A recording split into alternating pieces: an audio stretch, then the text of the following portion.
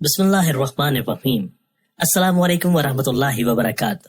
محترم ناظرین، نبی کریم صلی اللہ علیہ وآلہ وسلم کے فرمان کے مطابق ایسے کون سے 6 کام ہیں جن کے کرنے سے انسان تباہ و برباد ہو جاتا ہے؟ جاننے کے لیے ویڈیو کو آخر تک ضرور دیکھیں۔ ناظرین، ایک مرتبہ رسول اللہ صلی اللہ علیہ وآلہ وسلم بلند آواز سے خطبہ ارشاد فرما رہے تھے۔ آپ صلی اللہ علیہ وآلہ وسلم نے فرمایا، جس کا مفہوم کچھ یوں ہے: اللہ تعالیٰ کمی بیشی معاف فرمائے۔ اے لوگو، ان 6 چیزوں سے پرہیز کرنا، ورنہ برباد ہو جاؤ گے، ہلاک ہو جاؤ گے اور میری شفاعت سے محروم ہو جاؤ گے۔ ایک صحابی نے دست ادب جوڑ کر عرض کیا، یا رسول اللہ صلی اللہ علیہ وآلہ وسلم، وہ کون سی ایسی 6 چیزیں ہیں جن کو کرنے سے بندہ ہلاک ہو جاتا ہے اور محشر کے روز بھی آپ کی شفاعت سے محروم رہے گا؟ صحابی کی بات سن کر حضور اقدس صلی اللہ علیہ وآلہ وسلم نے فرمایا، نمبر 1، تہمت لگانا۔ کبھی بھی کسی خاتون پر تہمت مت لگانا، اس پر جھوٹا الزام مت لگانا۔ حضرت عائشہ رضی اللہ تعالیٰ عنہا فرماتی ہیں کہ رسول اللہ صلی اللہ علیہ وآلہ وسلم اپنی بیویوں میں انصاف کے ساتھ باری مقرر کرتے، پھر فرماتے، اے اللہ، یہ تو میرا کام ہے جس کا مجھے اختیار ہے۔ جس چیز میں تجھے اختیار ہے اور میں بے بس ہوں، اس بارے میں مجھ پر گرفت نہ کرنا۔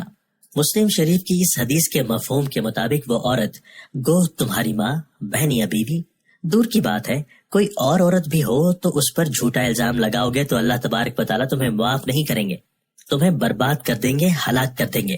محترم ناظرین، ہم نے بعض اوقات دیکھا ہے کہ ایک سیدھی سادھی ایماندار اور پردہ دار خاتون پر بھی الزام لگا دیا جاتا ہے، اور اس لیے کہ اس کے باپ، بھائی یا کسی اور رشتہ دار نے ہمارے ساتھ زیادتی کی تھی یا تہمت لگائی تھی، اس لیے ہم نے اس زیادتی یا تہمت کا بدلہ لیا ہے۔ یہ سراسر اللہ کے قہر کو آواز دینے کے مترادف ہے۔ ہم کون ہوتے ہیں کسی سے بدلہ لینے والے؟ ہم کچھ بھی نہیں اس ذات کے آگے۔ انصاف کرنا میرے اللہ کا کام ہے، تو اس کی رضا پر صبر کرو، پھر دیکھ اللہ تیرے ساتھ کیا انصاف کرتا ہے۔ جب تحقیق کی جاتی ہے وہ خاتون بے گناہ نکلتی ہے، ایسے الزام لگانے والے کو اللہ تعالیٰ قیامت کے روز معاف نہیں کریں گے، کیونکہ حضور پاک صلی اللہ علیہ وآلہ وسلم پہلے ہی خبردار کر چکے ہیں۔ نمبر 2، کسی کا حق کھانا۔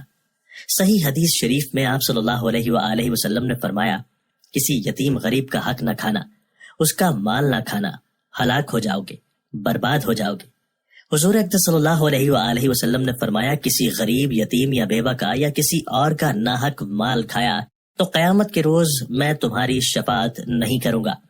ناظرین، آپ خود سوچئے، جب قیامت کے روز آپ صلی اللہ علیہ وآلہ وسلم کسی کی شفاعت نہ کریں تو وہ اس دنیا میں بھی ہلاک ہو چکا ہے، اور محشر کے روز تو ہلاک ہوگا ہی، بلکہ جہنم کے بڑے گڑھوں میں سے ایک میں رہے گا۔ اس کو کبھی موت نہیں آئے گی، اس لیے آپ اس کام کو کبھی بھی مت کرنا۔ نمبر 3، سود کھانا۔ نبی کریم صلی اللہ علیہ وآلہ وسلم نے فرمایا، کبھی سود نہ کھانا اور نہ سود دینا، ورنہ ہلاک ہو جاؤ گے۔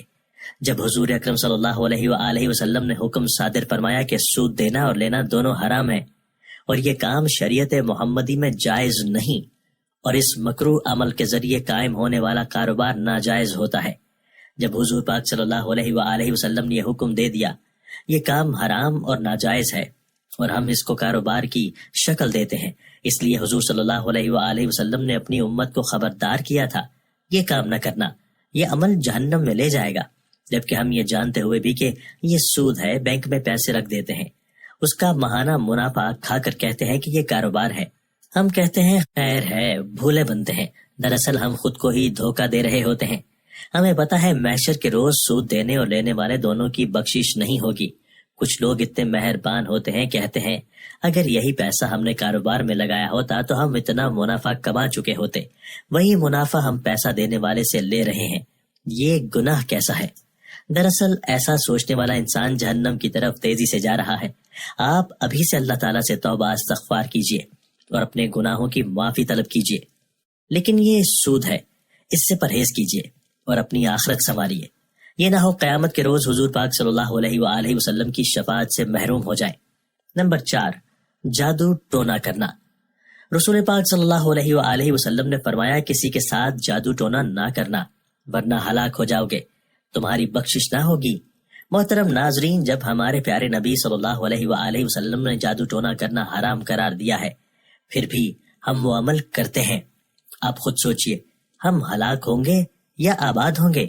خاص طور پر جہاں آپس کے رشتہ داریوں میں شادی ہوتی ہے، یعنی کہ ایک رشتہ دار کے گھر بیٹیوں کی شادی کرنا، کچھ ایسے لوگ ہوتے ہیں جو جادو ٹونے سے اپنی بیٹیوں کی زندگی بھی خراب کر دیتے ہیں اور اپنی آخرت بھی گنوا دیتے ہیں۔ ایسے انسانوں کو صرف اللہ پر بھروسہ کرنا چاہیے، جس نے آپ کی بیٹی کو پیدا کیا، اس کی قسمت اور زندگی کا فیصلہ بھی اللہ تعالیٰ پر چھوڑ دو، پھر دیکھو آپ کی بیٹی کا گھر کیسے آباد ہوتا ہے، بلکہ جنت بن جاتا ہے۔ کیونکہ رب العالمین بہت مرتبہ قرآن پاک میں بلند و بالا ارشادات فرما چکا ہے کہ جس نے میرے نبی کریم صلی اللہ علیہ وآلہ وسلم کی بات نہ مانی، اس نے گویا میری بات نہ مانی۔ جس نے میری بات نہ مانی وہ میرے ساتھ جنگ کرنے کے لیے تیار ہو جائے، میں رب اس کے ساتھ جنگ کروں گا۔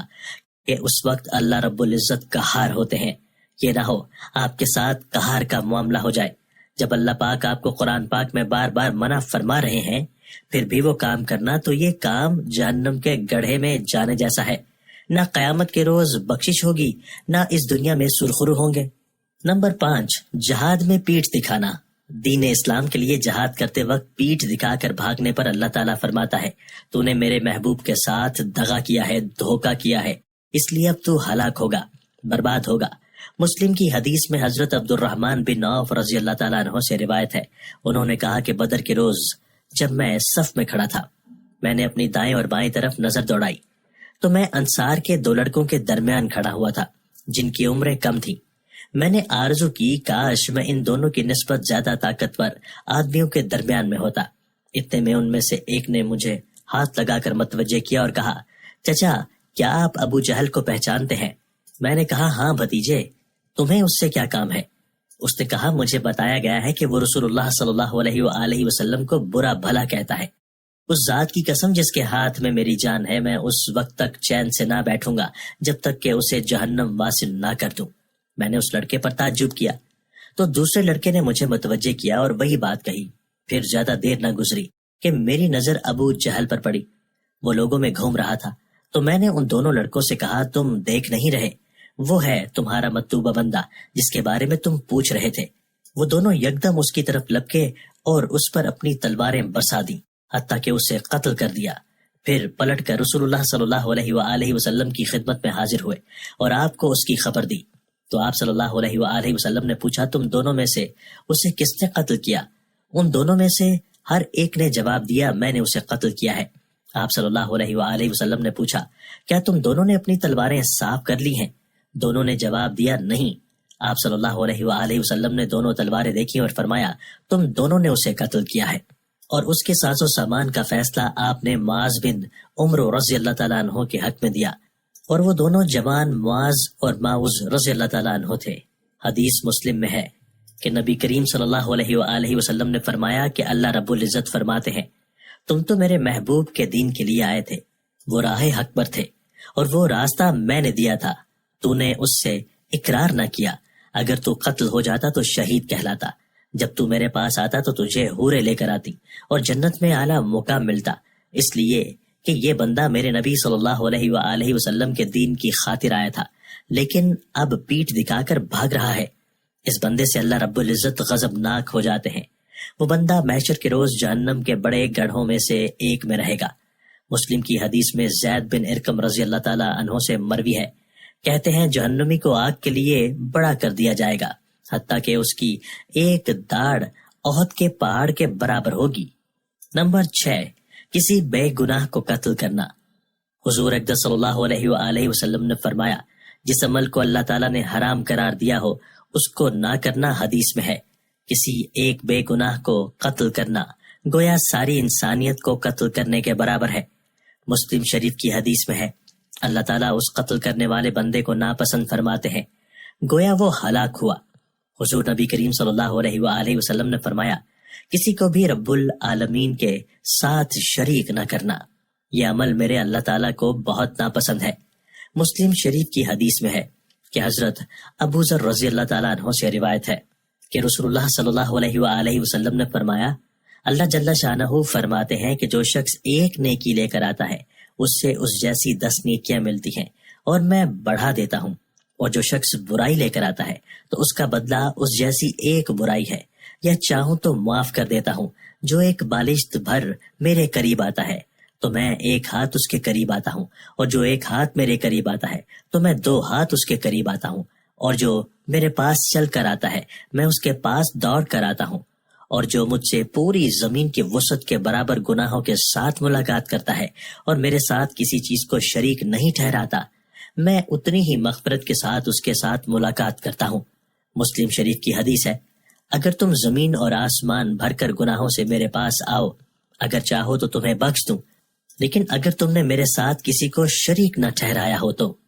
اللہ پاک سے دعا ہے کہ وہ ہم سب کو دین کی صحیح سمجھ عطا فرمائے اور ہم سب کو کبیرہ گناہوں سے محفوظ رکھے اور ہمارا خاتمہ ایمان پر فرمائے.